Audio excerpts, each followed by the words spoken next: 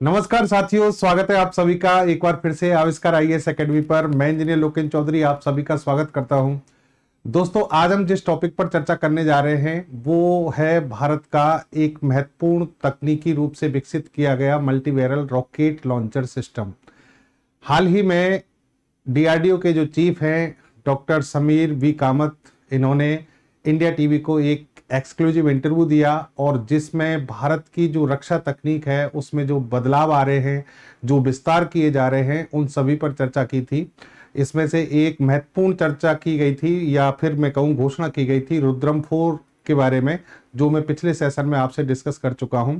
और दूसरा इन्होंने डिस्कस किया था पिनाका के बारे में, पिनाका के दो एडवांस वेरिएंट पिनाका MK3 और MK4, इनको जल्द ही भारतीय सेना को दिया जाएगा, यानी भारतीय सेना में शामिल किया जाएगा। इन पर काम युद्ध स्तर पर शुरू हो चुका है। तो पिनाका सीरीज जो है हमारी क्या है और इसका क्या उद्देश्य है विकसित करना। दुनिया के तमाम देश जो हैं, जो हमारे एक तरीके से हम कंप्यूटर के रूप में देखते हैं, उनके पास ऐसी कौन सी प्रणालियां हैं, ये तकनीक कैसे काम करती है, इस सभी पर हम बात करने जा रहे हैं। देखिए, पिनाका जो सिस्टम है मल्टीवैरल रॉकेट लॉन्चर प्रणाली, ये एक ऐसी प्रणाली है जिसको हम ये नहीं कह सकते कि आज घोषणा की गई है तो आज डेवलपमेंट शुरू करेंगे। भारत ने 1986 में ही इसका डेवलपमेंट शुरू कर दिया था और इसके दो वर्जन जो हैं, दो संस्करण जो हैं, पिनाका MK1 MK2, ये ऑलरेडी विकसित किए जा चुके हैं।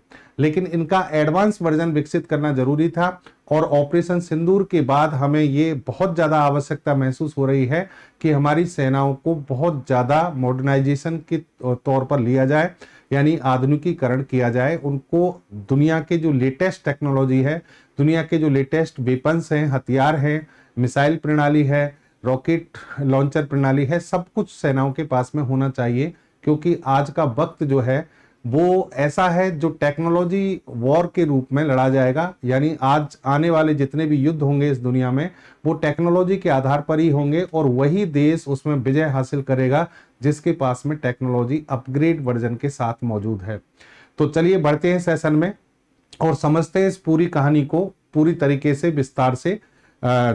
आप चैनल पर नए हैं तो चैनल को जरूर सब्सक्राइब कर लें और शेयर कर दें। चलिए देखिए, यहाँ पर ये खबर जो है एक्सक्लूसिव इंटरव्यू जो दिया, भारत जल्द बनाएगा पिनाका रॉकेट लॉन्चर की घातक वेरिएंट। बनाएगा मतलब घातक वेरिएंट, इसका मतलब ऑलरेडी हमारे पास है, लेकिन अब हम इसका क्या कर रहे हैं, और ज्यादा घातक वेरिएंट बना रहे हैं। ये डीआरडीओ चीफ जो है कामत साहब, इनके द्वारा ये घोषणा की गई है। चलिए, इन्होंने ये कहा कि हम भारत की जो आर्टिलरी कैपेबिलिटी है, आर्टिलरी कैपेबिलिटी यानी तोप खाना जो क्षमता है, उसको बढ़ावा देने के लिए हम क्या कर रहे हैं, पिनाका मल्टीवैरल रॉकेट लॉन्चर सिस्टम के लिए महत्वाकांक्षी योजनाएं लेकर आ रहे हैं और उन पर काम शुरू कर दिया गया है। इसमें इन्होंने दो घोषणाएं की, क्योंकि Pinaka MK1 Mark 1 Mark 2 already बन चुके हैं। इन्होंने कहा अब हम क्या करेंगे, रेंज बढ़ाकर, यानी इनकी जो मारक क्षमता है उसको बढ़ाएंगे। इसमें 120 किलोमीटर के साथ में तो पिनाका MK3 को लेकर आएंगे और इसे 2 साल के अंदर भारतीय सेना में शामिल कर लिया जाएगा, 2 या 3 वर्ष में, ऐसा इन्होंने कहा है। 2027-28 तक का समय दिया है। ठीक है, MK3 की बात कर रहा हूं मैं, MK3 3 वर्षों के अंदर। फिर 300 किलोमीटर की रेंज, जो कि अपने आप में काफी अच्छी रेंज मानी जाती है वैश्विक स्तर पर, इसे 5 साल के अंदर भारतीय सेना को सुपुर्द कर दिया जाएगा। और इस तरीके से भारत डिफेंस टेक्नोलॉजी में, डिफेंस के क्षेत्र में अपनी क्षमताओं को बढ़ाकर आत्मनिर्भर भारत की ओर बढ़ रहा है और फिर इसे और ज्यादा तरीके से हमें क्या करना है, बढ़ाना है। यहां पर देखिए आप, पिनाका का मैं आपको फोटो ये दिखा देता हूं। इसमें आप देख रहे होंगे कि ये यहां पर टोटल काउंट करोगे तो ये लगभग संख्या बैठेगी 3 3 3 3, यानी टोटल काउंटिंग कितनी है, 12। यानी इसमें 12 रॉकेट लॉन्चर पिनाका के अंदर होते हैं, इसलिए इसको कहते हैं मल्टी बैरल। बैरल का मतलब होता है वो ट्यूब जिसके अंदर रॉकेट लॉन्चर लगे रहते हैं। ये जो ट्यूब है उसके अंदर रॉकेट लॉन्चर लगे हैं। कितने लगे हैं, 12। ठीक है, और ये पिनाका जब हमला करता है, इसको एक ट्रक पर हमने क्या किया, लोड कर रखा है, इस ट्रक पर इंस्टॉल कर रखा है, स्थापित कर रखा है। और जब ये दुश्मन पर हमला करता है तो बहुत कम समय में ये लॉन्चर जो है वो हमला करते हैं दुश्मन पर, और दुश्मन को सोचने का मौका इसलिए नहीं मिलता क्योंकि इनकी जो अटैक करने की जो कैपेसिटी होती है वो बहुत कम टाइम पीरियड में होती है। लगभग जैसे कि यहां पर हम बात करें 44 सेकंड में, 44 सेकंड में ये 12 लॉन्चर जो हैं वो क्या कर दिए जाते हैं, लॉन्च कर दिए जाते हैं।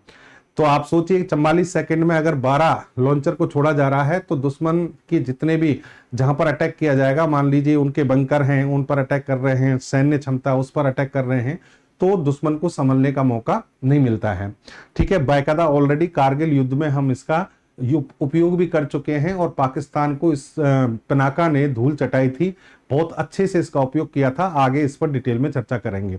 चलिए आगे बढ़ने से पहले मैं आपको ये बता देता हूं कि हमारा जो पिनाका है वो बाकायदा वैश्विक लेवल पर वेरीफाइड है। बाकायदा उसकी जो यूटिलिटी है वो पहले से वेरीफाइड हो चुकी है।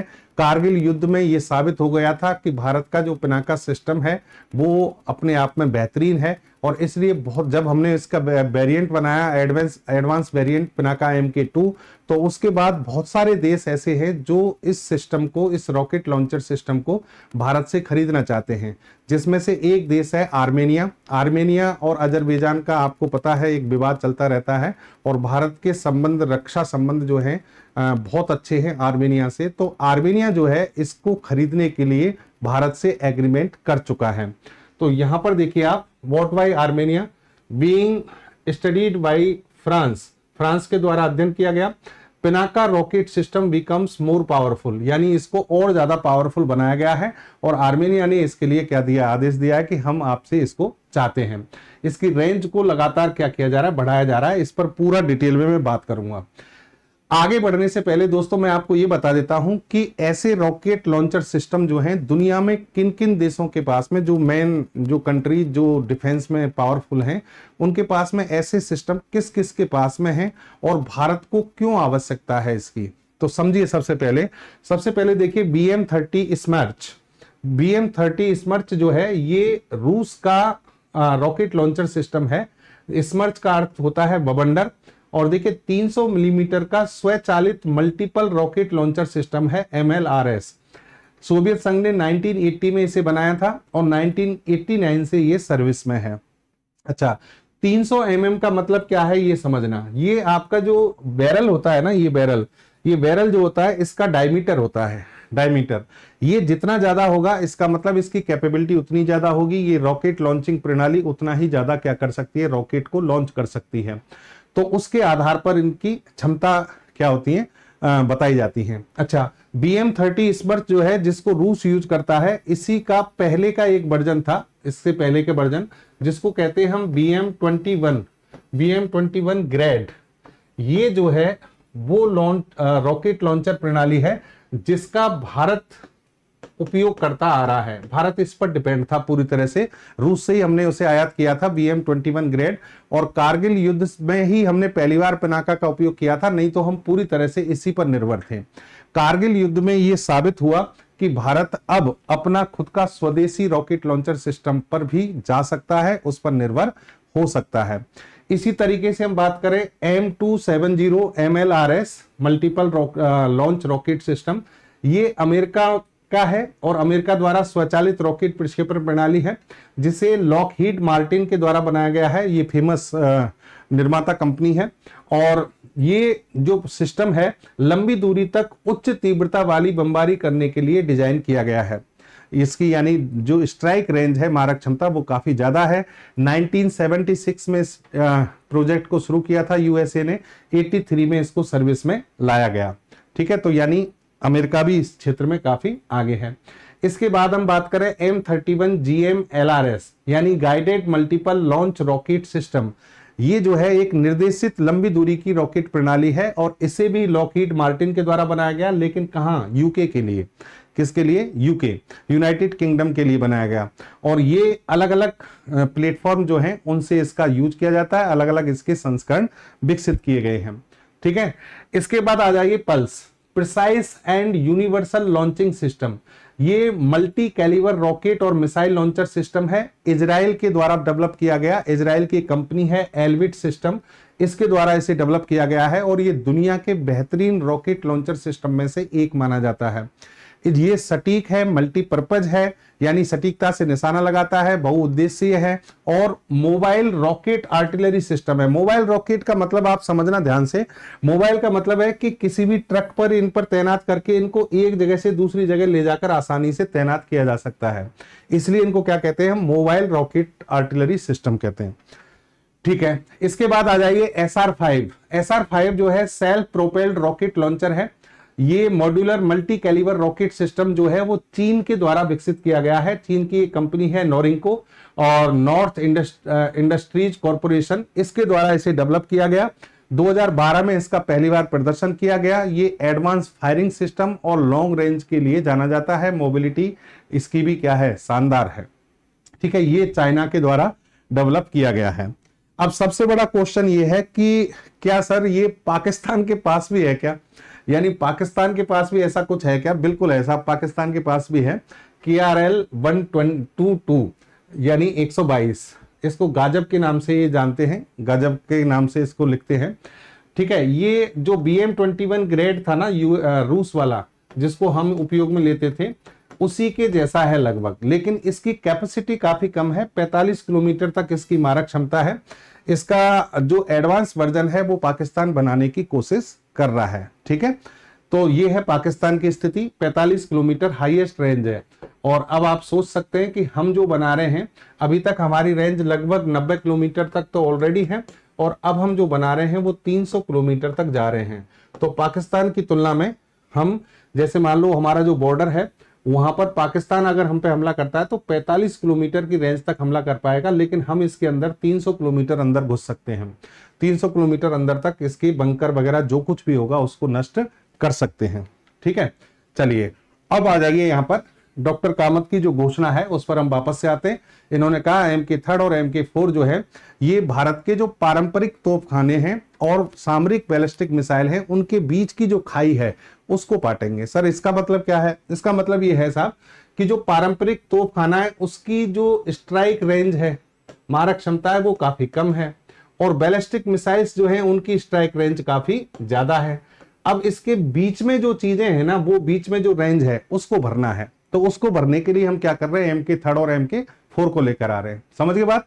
जो हमारा पारंपरिक आर्टिलरी सिस्टम है ट्रेडिशनल, जो पहले हमने बनाया, उसकी स्ट्राइक रेंज काफी कम है, और बैलिस्टिक मिसाइल्स की आपको पता है रेंज काफी ज्यादा है। तो उनके बीच में जो सिस्टम है ना, उसको खाई जो है, बीच में गैप जो है, उसको भरने के लिए MK3 और MK4 को लाना जरूरी था। पिनाका जो शब्द है अपने आप में बड़ा यूनिक है। पिनाका जो शब्द है उससे ऐसा लग रहा होगा कहीं ना कहीं भारत कि ये क्या है, परंपरा से कहीं जुड़ा हुआ है। बिल्कुल, ये भारत की पौराणिक जो कथाएं हैं जिनमें हमारे भगवान शिव जी जो हैं उनके बारे में जो बताया गया है। भगवान शिव जी का एक धनुष बहुत फेमस है भारत में, उसका नाम है पिनाक। पिनाक धनुष के नाम पर इसका नामकरण किया गया है। समझिए बात? तो वहां से इसका नामकरण किया गया, और ये आप देख सकते हैं एक इस तरीके से धनुष प्रणाली को दिखाया गया है। ये पिनाका का रॉकेट लॉन्चर जो है इस तरीके से अंदर होता है, वो उसका आप एक इमेज देख सकते हैं। ठीक है, इस तरीके से हमने पिनाका MK1 जो है उसका यूज किया था, डेवलप किया था। अब एक एक करके चलते हैं। MK1, MK2, MK3, MK4 सभी के बारे में आपको बता देता हूं। सबसे पहले हम बात करें MK1।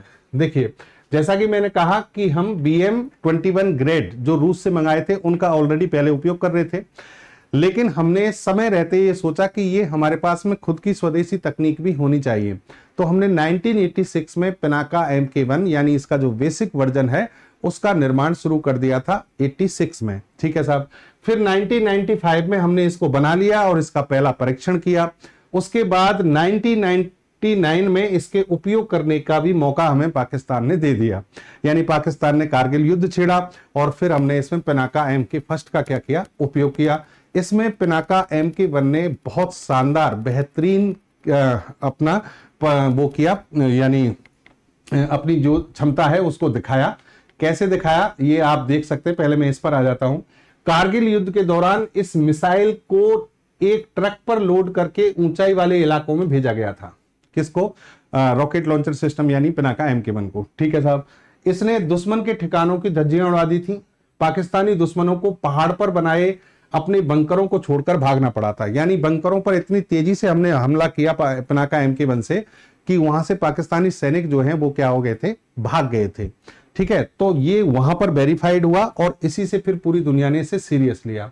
पिनाका जो सीरीज है उसमें आपको बताते हैं कि 12 रॉकेट होते हैं इसमें और 44 सेकंड में उनको लॉन्च करना होता है। ठीक है, 44 सेकंड में। ठीक है साहब, इसके जो वेरिएंट, फर्स्ट वेरिएंट था जिसकी रेंज है 45 किलोमीटर तक। वैसे ऑथेंटिक रेंज में आपको बता दूं ये बताई जाती है 38 से 40 किलोमीटर। थोड़ा बहुत डिफरेंस आपको रेंज में इन चीजों में देखने को मिलेगा। फिर हमने इसका एडवांस वर्जन बनाया MK2 जिसकी रेंज है 90 किलोमीटर तक, 75 से 90 किलोमीटर मानी जाती है। ठीक है, और MK3 अभी निर्माण कर रहे हैं और MK4 की अभी घोषणा की गई है। चलिए अब आप आ जाइए, ये बता दिया था मैंने आपको MK1। MK2 की बात करें हम, MK2 जो है 2010 में इसका निर्माण शुरू हुआ था, 2010 में, और फिर 2016 में इसका पहला सफल परीक्षण किया गया और हमने इसकी रेंज को बढ़ाकर कितना कर दिया गया, रेंज को बढ़ाकर 90 किलोमीटर, 75 से 90 किलोमीटर तक लेकर गए। इसमें एक चीज और महत्वपूर्ण थी, ध्यान रखना, ध्यान से देखिए। पिनाका जो MK1 था वो अनगाइडेड था। अनगाइडेड का मतलब ये था कि उसमें निर्देशन प्रणाली का उपयोग बेहतरीन रूप से नहीं हुआ था। क्यों नहीं हुआ था साहब? निर्देशन प्रणाली जो है वो या तो GPS सिस्टम से होती है, रडार सिस्टम से होती है, तो उस समय उसमें उपयोग नहीं किया गया था। लेकिन यहां पर MK2 की बात करें, यहां से हमने कुछ हद तक जो इनिशियल नेविगेशन सिस्टम है और GPS है उसका उपयोग करना शुरू किया। अच्छा, MK1 में उसको इंटीग्रेट क्यों नहीं किया गया था, ये भी एक क्वेश्चन है। कारण ये है कि आपको ध्यान होना चाहिए कि GPS सिस्टम खुद पूरी दुनिया में अमेरिका ने लॉन्च किया 1999 में। 1999 में GPS सिस्टम जो है उसको 95 में स्थापित किया गया था और कॉमर्शियली रूप से ये यहां तक आया है। तो कहने का मतलब क्या हुआ, जब ये 95 में GPS सिस्टम आया है और 1999 से ये बाकी के देशों के लिए मिलना शुरू हुआ है, तो हम उसमें लगा भी कैसे सकते थे। ठीक है, तो अनगाइडेड था। MK2 को फिर क्या किया गया, गाइडेड किया गया और उसमें बेहतरीन सुविधाएं दी गई निर्देशन प्रणाली के लिए। अब MK3 की बात कर रहे हैं हम। MK3 जो है इसकी रेंज आपको बता दें, MK3 की रेंज बढ़ाकर 120 किलोमीटर कर दी गई है। कितनी कर दी गई है? MK3 की 120 किलोमीटर, यानी ये MK2 जो है उसका क्या है, एडवांस वर्जन है। ठीक है, MK3 जो है इसमें इसका जो इनिशियल नेविगेशन सिस्टम जो है वो खुद का होता है, यानी इसके अंदर एक नेविगेशन सिस्टम लगाया जाता है। पहले ये इससे काम करता है, दुश्मन की लोकेशन पता करता है। जब उससे भी काम नहीं होता तो फिर सैटेलाइट GPS जो है, GPS जो कि किसका है, अमेरिका का है, ग्लोबल पोजिशनिंग सैटेलाइट सिस्टम, उससे काम करता है। इसके अलावा भारत ने अपना खुद का नेविगेशन सिस्टम भी बना लिया है अब, जिसका नाम क्या है, IRNSS, Indian regional navigation satellite system, जिसको नाविक के नाम से भी जाना जाता है। मोदी जी ने इसका नाम दिया था नाविक। ठीक है, यानी हमारे 7 सैटेलाइट का एक समूह है जो नेविगेशन की सुविधाएं देता है। तो इससे भी हम क्या कर सकते हैं, अब इनको कनेक्ट कर सकते हैं। अभी तक इन्हें GPS से क्या किया जा रहा था, संचालित किया जा रहा था। समझ गए बात? ये 10 मीटर से कम के सर्कुलर एरर प्रोबेबल CEP वाले लक्ष्यों पर हमला करने में सक्षम होगा। मतलब आप ये देखिए कि 10 मीटर का कोई टारगेट है तो वहां पर भी ये क्या कर सकता है, सटीकता से हमला कर सकता है। इतनी इसकी क्या है, एक्यूरेसी है। MK3 की बात कर रहा हूं मैं। 12 रॉकेट लॉन्चर 44 सेकंड में, ये वही कैपेसिटी जो पहले से थी, लेकिन ये ध्यान रखना प्रत्येक रेजिमेंट में 18 लॉन्चर शामिल होंगे। यानी जो बैरल होते हैं ना उसकी कैपेसिटी होती है, एक बैरल की कैपेसिटी, उसमें 12 रॉकेट लॉन्चर होते हैं। लेकिन रेजिमेंट में कितने लॉन्चर ऐसे लगाए जाएंगे, बैरल 18 लगाए जाएंगे। तो ये अपने आप में बहुत ज्यादा संख्या हो जाती है जो दुश्मन पर एक साथ क्या करेगी, हमला करेगी। बेहतर स्वचालन और उच्च विस्फोटक, आग लगाने वाले और एंटी टैंक सबम्यूनिशन सहित कई प्रकार के वॉरहेड के साथ ये शामिल है। यानी इसमें बहुत सारे प्रकार के युद्धास्त्र लगाए गए हैं। युद्धास्त्र का मतलब हो गया जो हथियार हैं, जो विस्फोटक पदार्थ हैं जिनसे ये क्या करेगा, हमला करेगा। इसके अलावा पिनाका MK3 की हम बात करें कि पिनाका MK3 कब तक भारतीय सेना को मिल जाएगा, तो लास्ट इसकी लिमिट आप 2028 मान लीजिए, 2028 तक इसको दिया जा सकता है। BDL यानी भारत डायनेमिक्स लिमिटेड, ये भारत की वही कंपनी है, बहुत फेमस कंपनी है, जिसके द्वारा पृथ्वी, अग्नि जैसी सारी मिसाइलें डेवलप की गई हैं BDL के द्वारा। इसके अलावा एक कंपनी प्राइवेट सेक्टर से लार्सन एंड टर्बो, BDL तो काम करती है DRDO के लिए, लार्सन एंड टर्बो, इन कंपनियों को अब भारत सरकार ने क्या दी है, परमिशन दे दी है कि आप भी क्या कीजिए, सहयोग कीजिए। BDL and L&T to build Pinaka Mk3 with DRDO contract could exceed Rs 25,000 crore, यानी 25,000 करोड़ से ज्यादा का ये क्या है, कॉन्ट्रैक्ट है। BDL और लार्सन एंड टर्बो को दिया गया है पिनाका Mk3 के लिए। 2025 से ये क्या होगा, परीक्षण शुरू होने वाले हैं 2025 के लास्ट में, और 2028 तक भारतीय सेना को इनको दे दिया जाएगा। ठीक है, Mk3 जो है दुश्मन के कमांड पोस्ट, लॉजिस्टिक हब और वायु रक्षा प्रणालियों को लक्षित करने के लिए आदर्श बनाया गया है। यानी आप दुश्मन की कमांड पोस्ट जो हैं, लॉजिस्टिक हब हैं या फिर वायु रक्षा प्रणाली हैं, उनको नष्ट करने के लिए ये हमने सिस्टम क्या किया है, डेवलप किया है। अब आ जाइए आप पिनाका Mk4 की रेंज है 300 किलोमीटर, और ये 300 किलोमीटर जो रेंज है वो इतनी ज्यादा है कि आप इसको सेमी बैलिस्टिक मिसाइल से कंपेयर कर सकते हैं। देखिए, बैलिस्टिक मिसाइल जो होती हैं वो क्या होती हैं, आकार में बड़ी हैं, उनकी रेंज भी ज्यादा होती है। ये रॉकेट लॉन्चर है, इनको छोटी मिसाइल कह सकते हैं। और अब इसकी रेंज 300 किलोमीटर है, तो इसको आप क्या कह सकते हैं, सेमी बैलिस्टिक मिसाइल कह सकते हैं। रूस का जो लेटेस्ट अभी मैं बता रहा था BM-30 स्मर्च, और चीन का PHL-03, उसी के जैसा हमारा खुद का भी क्या होने वाला है, rocket launcher system Pinaka Mk4 ये होने वाला है। Mk4 में जो ये रेंज बढ़ाई गई है, ये कह रहे हैं कि इस रेंज को बढ़ाने के लिए इन्होंने सॉलिड प्रोपल्सन सिस्टम, ठोस ईंधन प्रणाली और वायु गतिक शोधन प्रणाली और एक बड़े रॉकेट के व्यास के द्वारा इस सबको संभव किया है। ठीक है, अब यहां पर जो हमारा बैरल का जो डायमीटर है वो 214 मिलीमीटर से 300 मिलीमीटर है, जो कि मैंने बताया था रूस वाले में भी इतना ही है। ठीक है, Mk4 जो है, पिनाका Mk4 ये अत्याधुनिक तकनीकें शामिल करेगा, जिसमें टर्मिनल फेज सटीकता के लिए GPS और INS को स्वदेशी सक्रिय रडार सीकर के साथ संयोजित किया जाएगा। 3 चीजें देख लीजिए यहां पर। एक तो इनिशियल नेविगेशन सिस्टम हो गया, वो काम नहीं करेगा, GPS सिस्टम साथ में काम कर रहा है। फिर इसमें रडार सीकर सिस्टम भी है, यानी रडार भी क्या कर रहे हैं, काम कर रहे हैं, जिससे कि आसानी से लोकेशन को पहचाना जा सकता है।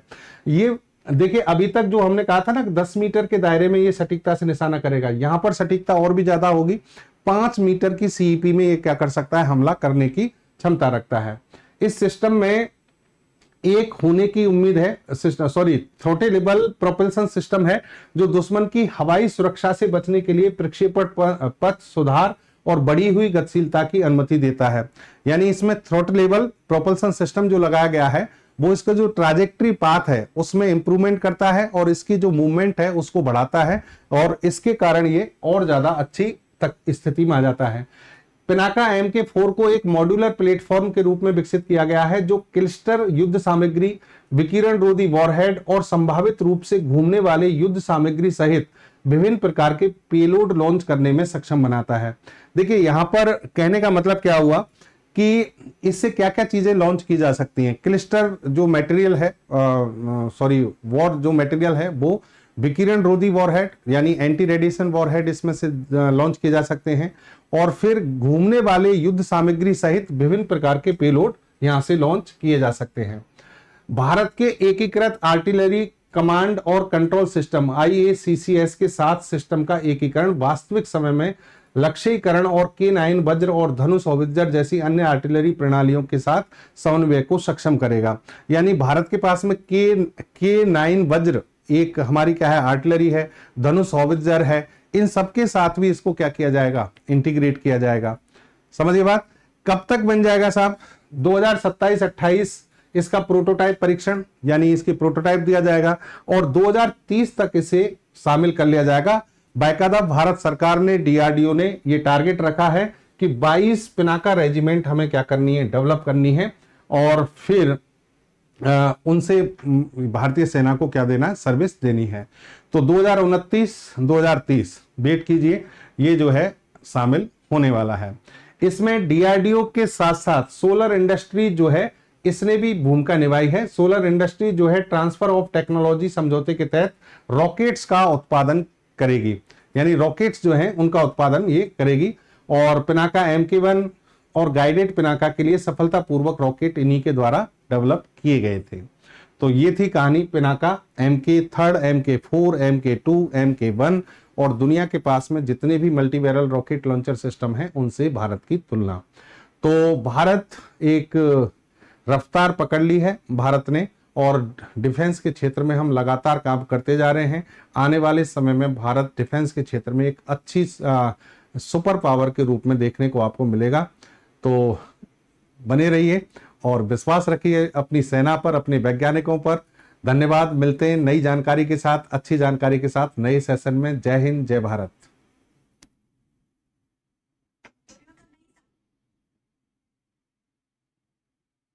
स्टॉप करो उसको।